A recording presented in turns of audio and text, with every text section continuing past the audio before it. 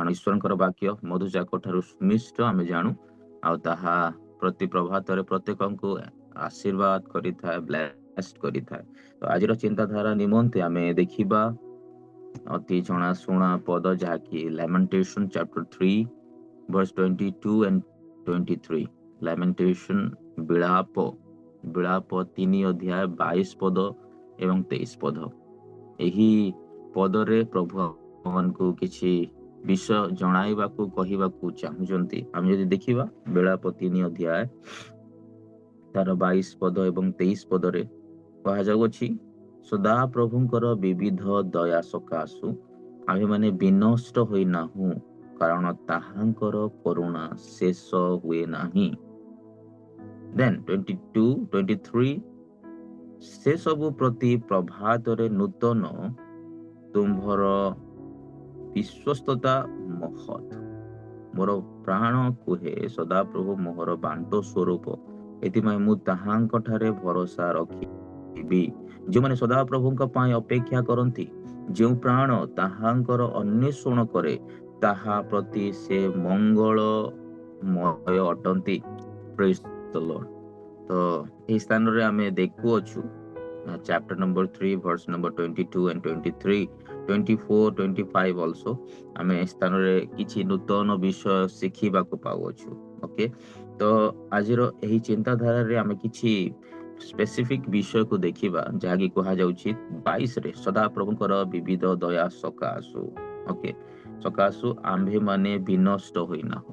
ମୋର ପ୍ରିୟମାନେ, ଆଜି ଯଦି ଦେଖିବା ତାହେଲେ ବିନଷ୍ଟ ଶବ୍ଦ ଯେତେବେଳେ ଆମେ ଉଚ୍ଚାରଣ କରିଥାଉ, ବିନଷ୍ଟ ମାନେ କଣ ଆମେ ବୁଝିବା ବହୁତ ଜରୁରୀ ଅଟେ।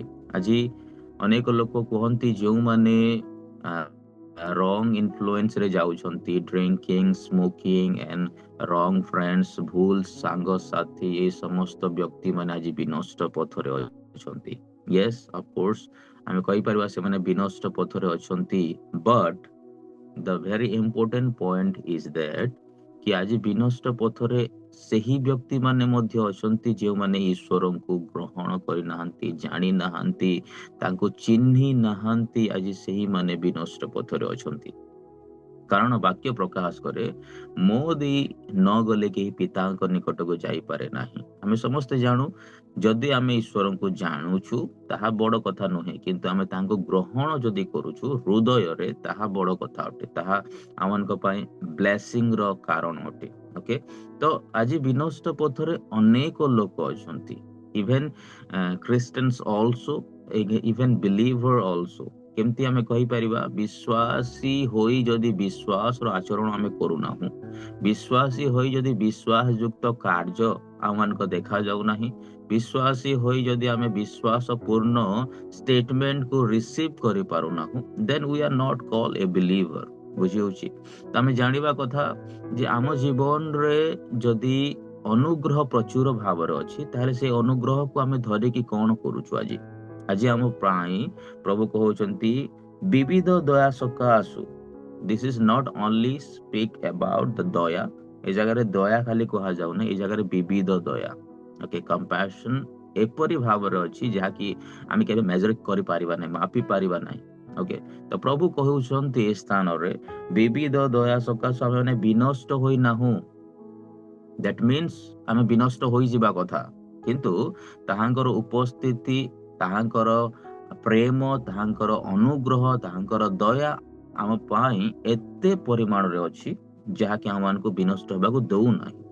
ଆଜି ଗୋଟିଏ ବ୍ୟକ୍ତି ଯେତେବେଳେ ପ୍ରଭୁଙ୍କୁ ଗ୍ରହଣ କରେ ନାହିଁ, ପ୍ରଭୁଙ୍କୁ ସ୍ୱୀକାର କରେ ନାହିଁ, ସେ ବ୍ୟକ୍ତି ବିନଷ୍ଟ ପଥରେ ଥାଏ। But until and unless last breathe ପର୍ଯ୍ୟନ୍ତ ଯଦି ଗ୍ରହଣ କରୁଅଛି, ପ୍ରଭୁଙ୍କୁ ସ୍ୱୀକାର କରୁଅଛି, ଦେନ୍ ଅଲସୋ ତା ପାଇଁ ଟାଇମ୍ ଅଛି, ତା ପାଇଁ ସମୟ ଅଛି ଯେ ସେ ପରମେଶ୍ୱରଙ୍କ ପାଖକୁ ଆସିପାରିବ। ସେଥିପାଇଁ ପ୍ରଭୁ କହୁଛନ୍ତି ବିବିଧ ଦୟା ସକାଶୁ ତୁମେ ବିନଷ୍ଟ ହୋଇନାହଁ। ୱାନ୍ସ ଗୋଟେ ବ୍ୟକ୍ତି ପ୍ରଭୁଙ୍କୁ ଗ୍ରହଣ କଲା, ତାହେଲେ ସେ ତାର ଲାଇଫ ଷ୍ଟାଇଲକୁ ପରିବର୍ତ୍ତନ କରିବା ବହୁତ ଜରୁରୀ ଅଟେ। ତାର ଜୀବନର ପ୍ରତ୍ୟେକ ପାହାଚ, ପ୍ରତ୍ୟେକ ଷ୍ଟେପକୁ ବୁଝିବା ବହୁତ ଜରୁରୀ ଅଟେ। ଆଜି ବିନଷ୍ଟର ପଥରେ ଅନେକ ଲୋକ ଅଛନ୍ତି, କିନ୍ତୁ ଶେଷ ପଏଣ୍ଟରେ ମଧ୍ୟ ଯଦି ଗୋଟେ ବ୍ୟକ୍ତି ଈଶ୍ୱରଙ୍କୁ ଗ୍ରହଣ କରୁଅଛି, ତାଙ୍କର ସେବା କରୁଅଛି, ତାହେଲେ ସେ ବ୍ୟକ୍ତିର ଉଦ୍ଧାର ନିଶ୍ଚିତ ଭାବରେ ଅଛି। କାରଣ ଈଶ୍ୱର ଜଗତ ଏଡ଼େ ପ୍ରେମ କଲେ ଯେ ସେ ଆପଣ ଅଦ୍ୱିତୀୟ ପୁତ୍ରକୁ ଦାନ କଲେ। ୱାଏ? କାରଣ ସେ ଦାନ କରିବା ସକାଶୁ ତାହାଙ୍କର ଦୟା, ତାହାଙ୍କର ଅନୁଗ୍ରହ, ତାଙ୍କର ପ୍ରେମ ପ୍ରଚୁରତାରେ ଲୋକମାନଙ୍କ ମଧ୍ୟରେ ବଣ୍ଟା ଯାଇଅଛି। ପ୍ରେଜ୍ ଦ ଲର୍ଡ। ତ ଆଜି ଆମେ ବୁଝିବା କଥା, ଦୟା ପ୍ରଚୁର ଅଛି। କଣ ଏଥିପାଇଁ ଆମେ ପାପର ଦାସତ୍ୱରେ ଥିବା? ଦୟା ପ୍ରଚୁରତାରେ ଅଛି, ସେଥିପାଇଁ କଣ ଆମେ ପାପ କରୁଥିବା? ଦୟା ପ୍ରଚୁରତାରେ ଅଛି, ସେଥିପାଇଁ କଣ ଆମେ କ୍ରୋଧ, ଅହଙ୍କାର, ତାପରେ ଅନ୍ୟାୟ, ଅତ୍ୟାଚାର, ଅନେକ ବିଷୟ ଯଦି ଆମ ସମ୍ମୁଖରେ ଅଛି ତାହା କଣ ଆମେ କରୁଥିବା? ପ୍ରଭୁ କହନ୍ତି ଯଦି ତୁମ ଉପରେ ଦୟା ଅଛି ତାହେଲେ ସେ ଦୟାରେ ପାଇଥିବା ଅନୁଗ୍ରହ ସବୁ ବୁଝିବା ବହୁତ ଆବଶ୍ୟକ ଅଟେ।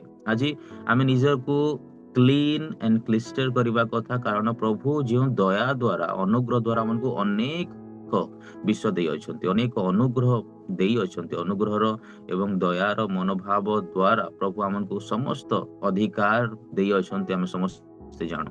କିନ୍ତୁ ପ୍ରଭୁ କହନ୍ତି ମୋର ପ୍ରିୟ ମାନେ ଯେ ତୁମେ କଣ ସେ ବିଷୟକୁ ପାଇକି କଣ କରୁଛ? ଆଜି ଅନୁଗ୍ରହ ଦ୍ୱାରା ପ୍ରଭୁ ଆମକୁ ବାକ୍ୟ ଦେଲେ, ଅନୁଗ୍ରହ ଆଉ ଦୟା ଦ୍ୱାରା ଆମକୁ ବାକ୍ୟ ଦେଇଅଛନ୍ତି। ଯେଉଁ ବାଇବେଲ ଆଜି ଆମେ ଧରିଛୁ ତାହା ଏକ କମ୍ପାସନେଟ ହାର୍ଟ ଦ୍ୱାରା ଦିଆଯାଇଥିବା ବିଷୟ ଅଟେ। ବୁଝିପାରୁଛୁ? ଦୟା ପ୍ରଭୁ ଯଦି ନ କରିଥାନ୍ତେ ତାହେଲେ ଆମେ ମାନେ ଆଜି ଏ ବାକ୍ୟ ପାଇନଥାନ୍ତୁ।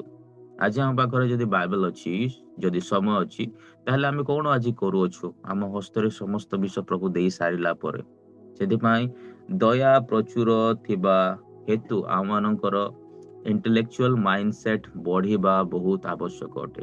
ଆଜିର ଏହି ପ୍ରାତଃ କାଳରେ ପ୍ରଭୁ ଜଣାଇବାକୁ ଚାହୁଁଛନ୍ତି ଯେ ଯେଉଁ ବିବିଧ ଦୟା ଆମମାନଙ୍କୁ ଦିଆଯାଇଅଛି, ଯେଉଁ ଦୟା ସକାଶେ ଆମେ ବିନଷ୍ଟ ହୋଇନାହୁଁ, ତାହା ଆମେ ମାନେ ବୁଝିବା ବହୁତ ଜରୁରୀ ଅଟେ। ଦେନ୍ ଲେଖାଯାଇଛି କାରଣ ତାହାଙ୍କର କରୁଣା ଶେଷ ହୁଏ ନାହିଁ। ଇଟ୍ ଇଜ ରିଏଲି ଆମେଜିଂ। ଆଶ୍ଚର୍ଯ୍ୟ ବିଷୟ ଏହା ଅଟେ ଯେ ତାହାଙ୍କର କରୁଣା ଗୋଟେ ଏପରି କରୁଣା ଯାହାକି ତାହାର କେବେ ଶେଷ ନାହିଁ। Never ever end. କେବେ ମଧ୍ୟ ତାହା ଶେଷ ହେବ ନାହିଁ। How it is possible? ଗୋଟେ ବିଷୟର ଶେଷ ନାହିଁ ଯଦି ଆମେ ଶୁଣୁଛୁ ବା ପଢୁଛୁ, କିପରି ପସିବଲ ଅଟେ? କିପରି ହୋଇପାରିବ ତାହା? ଆମେ ବୁଝିବା କଥା ଯେ ଗୋଟେ ବିଷୟର ଯଦି ଶେଷ ଦେଖାଯାଉ ନାହିଁ, ଶେଷ ଯଦି ନାହିଁ, ତାହେଲେ ଆଜି ବି ସମୟ ଅଛି। That is the mean. ଆଜି ବି ଶେଷ ଅଛି, ଆଜି ବି ସମୟ ଅଛି ଯେ ଆମେ ମାନେ ପରିବର୍ତ୍ତନର ସ୍ୱଭାବ ଆଣିପାରିବା। ପ୍ରଭୁ ପ୍ରତିଦିନ ଆମମାନଙ୍କୁ ସମୟ ଦିଅନ୍ତି, ପ୍ରତିଦିନ ଆମମାନଙ୍କୁ ଟାଇମ ଦିଅନ୍ତି ଯେ ପ୍ରଭୁ ଆମେ ସେ ବିଷୟ କେମିତି ଆମେ ବୁଝିପାରିବୁ ବୋଲି। ଓକେ, ଆଜି ମଧ୍ୟ ପ୍ରଭୁ ସମୟ ଦେବେ, କାଲି ମଧ୍ୟ ସମୟ ଦେବେ। କିନ୍ତୁ ଯଦି ଆମେ କାଲି ବୋଲି ଚିନ୍ତା କରିବା ତାହେଲେ ଆମେ ଆଗକୁ ବଢି ପାରିବା ନାହିଁ। ଆମେ ମାନେ ଯେତେବେଳେ ପ୍ରଭୁ ଆମମାନଙ୍କୁ କିଛି ଇଣ୍ଡିକେଟ କରୁଛନ୍ତି, ଜଣାଉଛନ୍ତି, ସେହି ସମୟରେ ହିଁ ଆମେ ସତ୍ୟତାକୁ ଧରି ଚାଲିବା ବହୁତ ଆବଶ୍ୟକ ଅଟେ। କାରଣ ଈଶ୍ୱରଙ୍କର ବାକ୍ୟ ସତ୍ୟ ଅଟେ। ଯଦି ଆମେ 23 ପଢିବା, ସେ ଜାଗାରେ ଲେଖା ହେଇଛି 23 ପଦରେ, ସେ ସବୁ ପ୍ରତି ପ୍ରଭାତରେ ନୂତନ, ତୁମର ବିଶ୍ୱସ୍ତତା ମହତ୍ ବୋଲି କୁହାଯାଉଛି। Every morning will new, something will be new come out. Okay, ମାନେ ପ୍ରତି ପ୍ରଭାତରେ ପ୍ରଭୁ ଆମମାନଙ୍କୁ କିଛି ନୂତନ ବିଷୟକୁ ଉତ୍ପନ୍ନ କରିଥାନ୍ତି ଆମ ଜୀବନରେ, ନୂତନ ବିଷୟ ଦେଖାଇଥାନ୍ତି, ନୂତନ ବିଷୟ ଆଣିଥାନ୍ତି। ନ୍ୟୁ ଫ୍ରେଶ ବ୍ଲେସିଂ ଆମମାନଙ୍କ ପାଇଁ ଥାଏ, ନ୍ୟୁ ଫ୍ରେଶ anointing ଆମମାନଙ୍କ ପାଖରେ ଥାଏ, ଆମମାନଙ୍କ ପାଇଁ ତାହା ପ୍ରସ୍ତୁତ ହୋଇ ରହିଅଛି। ପ୍ରତି ପ୍ରଭାତରେ ନୂତନ, ତୁମର ବିଶ୍ୱସ୍ତତା ମହତ୍ ବୋଲି କୁହାଯାଉଛି। ଏତେ ବିଶ୍ୱସ୍ତ ପରମେଶ୍ୱରଙ୍କୁ ଯଦି ଆମେ ପାଇ ମଧ୍ୟ ଅବିଶ୍ୱସ୍ତତାର ଜୀବନ କାଟିବା, ତାହେଲେ ଆମେ କିପରି ଭାବରେ ତାହାଙ୍କର ସେହି ପ୍ରଭାତର ନୂତନ ଆଶୀର୍ବାଦକୁ ଗ୍ରହଣ କରିପାରିବା? ଆଜି ପ୍ରଭୁ ପ୍ରତ୍ୟେକଙ୍କ ପାଇଁ ଗୋଟେ ପ୍ୟାକେଜ ରଖିଅଛନ୍ତି, ଗୋଟେ ଆଶୀର୍ବାଦର ପ୍ୟାକେଜ ରଖିଅଛନ୍ତି। କିନ୍ତୁ ସେହି ପ୍ୟାକେଜ, ସେହି ବକ୍ସକୁ ଆମେ ମାନେ ଖୋଲିବାକୁ ଯୋଗ୍ୟବନ୍ତ ହୋଇପାରୁନାହୁଁ। କୁହାଯାଉଛି ତାଙ୍କର ବିଶ୍ୱସ୍ତତା ସକାଶୁ ଆମେ ମାନେ ଆଜି ବଞ୍ଚିଛୁ। ତାହାଙ୍କର ବିଶ୍ୱସ୍ତତା ସକାଶୁ ସେ ବିଶ୍ୱସ୍ତ ଅଟନ୍ତି, ସେ ଯାହା କୁହନ୍ତି ତାହା କରନ୍ତି। ଓକେ, ତ ସେଥିପାଇଁ ମାନେ ଆଜି ଆମେ ମାନେ ଈଶ୍ୱରଙ୍କୁ ପ୍ରଶଂସା କରିପାରୁଛୁ, ସ୍ତୁତି କରିପାରୁଛୁ। ଆଜି ସେ ଯଦି ଆମମାନଙ୍କ ପାଇଁ ପ୍ରାଣ ଦେଇ ନଥାନ୍ତେ ତାହେଲେ ଆମେ ସ୍ଥାନ ନଥାନ୍ତା। ଆମମାନଙ୍କ ପାଇଁ ଅନୁଗ୍ରହ ପ୍ରଚୁରତାର ଦେଇ ନଥାନ୍ତେ ତାହେଲେ ଆମେ ସ୍ଥାନରେ ନଥାନ୍ତା। ବାକ୍ୟ କ୍ଲିୟରଲି ଆମମାନଙ୍କୁ କହେ ଯେ ଆମେ ମାନେ ସେହି ଦୟା ଅନୁଗ୍ରହ ଦ୍ୱାରା ଏଭ୍ରିଡେ ଆମର ନୂତନ ନୂତନ ନୂତନ ବିଷୟକୁ ଉତ୍ପନ୍ନ ହେବା ଦେଖୁଅଛୁ। ତ ନିଶ୍ଚିତ ଭାବରେ ପ୍ରଭୁଙ୍କର ଏହି ବାକ୍ୟ ଆମମାନଙ୍କୁ ଆଜି ଉତ୍ସାହିତ କରୁଅଛି। ମୁଁ ଚାହିଁବି ଆମମାନେ ପ୍ରତ୍ୟେକ ଟିକେ ଅଳ୍ପ ସମୟ ଚିନ୍ତା କରିବା ଆବଶ୍ୟକ ଅଟେ ଯେ ପ୍ରଭୁ କିପରି ଆମମାନଙ୍କ ଉପରେ ଦୟା କରିଅଛନ୍ତି। ଆମେ ସେହି ଗୀତ ମଧ୍ୟ ଗାଇଥାଉ ଅନେକ ସମୟରେ, ଦୟା ପରେ ଦୟା କରିଛ ପ୍ରଭୁ, ଦୟାରେ ମୁଁ ପାଇଛି ସବୁ। ନିଶ୍ଚିତ ଭାବରେ ସେ ଗୀତ ଆମକୁ ଏହା ରିଏଲାଇଜ କରେଇଥାଏ ଯେ ପ୍ରଭୁ ଏତେ ଦୟା କଲା ପରେ ମଧ୍ୟ ଆମେ ସେହି ବିଷୟକୁ କିପରି ଆମେ ଭୁଲି ପାରିବୁ ଯାହା ତୁମେ ଆଜି ଆମ ଜୀବନରେ କରିଅଛ। ଯଦି ଗୋଟେ ବ୍ୟକ୍ତିଙ୍କ ଠାରୁ ଆପଣ କିଛି ଅଳ୍ପ ପଇସା ଧାର ନେଇଛନ୍ତି ଆଉ ସେହି ବ୍ୟକ୍ତିକୁ ଆପଣ ସେହି ଧାର ପଇସାକୁ ସୁଝିବାକୁ କଷ୍ଟ ହଉଛି, କିନ୍ତୁ ଗୋଟେ ବ୍ୟକ୍ତି ଆସି ଆପଣଙ୍କର ସୁଝି ଦଉଛି, ଆପଣଙ୍କୁ କେମିତି ଫିଲ୍ ହେବ? ନିଶ୍ଚିତ ଭାବରେ ଗୋଟେ ଖୁସି ଲାଗିବ, କାରଣ ତାହା ଅଳ୍ପ କିଛି ପଇସା ଥିଲା। ଧରି ନିଅନ୍ତୁ ତାଠୁ ବେଶୀ ପରିମାଣର ପଇସା, କିଛି ଲକ୍ଷ ହଉ ବା ମୋର ଦେନ୍ 50 ଲାଖ ସମଥିଙ୍ଗ, ତାହେଲେ ଆପଣଙ୍କ ପାଇଁ ସେହି ପରିମାଣ ମଧ୍ୟ ସୁଝା ଯାଉଛି ଆସିକି, ताहले केमती लागिबो? गोटे अलगा रियलाइजेशन आसीबो। घर अगर कर्ज में डूबा है, आपका जीवन कर्ज में डूबा है, आपका हर एक विषय अगर कर्ज में डूबा हुआ है, फिर भी एक आदमी आके बोल रहा है कि मैं तेरा सारा कर्ज को माफ कर दूंगा। हो सकता है कुछ कुछ लोग को कुछ ना लगे, लेकिन कुछ लोग को बहुत कुछ लगता है। जो माने सत्यरे चालुथिबे सेमाने केबे मध्य मिथ्यार टंका आनिकी सुझिबाकू चाहंती नाही, किंतु जो माने सत्यरे चालू थांती से माने कोन करंती? मिथ्यार पैसा को चाहंती नाही।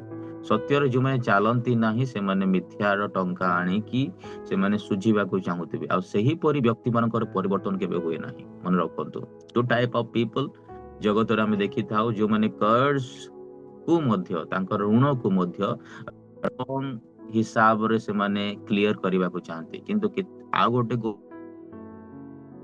गोष्ठीर लोक से मानकर ऋण ले मध्य से माने तांकर मान सम्मान तांकर समस्त विषय को देखंती, पाई से माने केबे मध्य भूल रास्ता रे जानती नाही।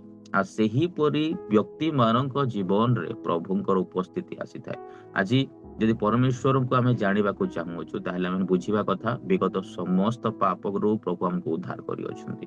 इवेन दो 2025 पर्यंत आमे जा किछि पाप करिथिला, 2026 आसिला परे, इवेन आजी फ्राइडे आसिला परे आसीबा दिन पर्यंत हमर से पाप प्रभु क्षमा करि अछंती। आ प्रभु कहंती जे जदि तुमे विश्वास करो, हृदय रे मन रे स्वीकार करो, आउ सृष्टिकर्ता परमेश्वर को जदि आपण ग्रहण करू अछंती, आज मध्य प्रभु आपण को ब्लेस्ड करबा को चाहउछंती, आज मध्य प्रभु आज को सुस्थ करबा को चाहंती, आज मध्य एनोइंट करबा को चाहंती। आपणकर प्रत्येक प्रत्येक प्रत्येक विषय को प्रभु नेबा को चाहंती। जदि आमे प्रस्तुत अछु, आमे निज को पचारिबा कोन आमे प्रस्तुत अछु कि?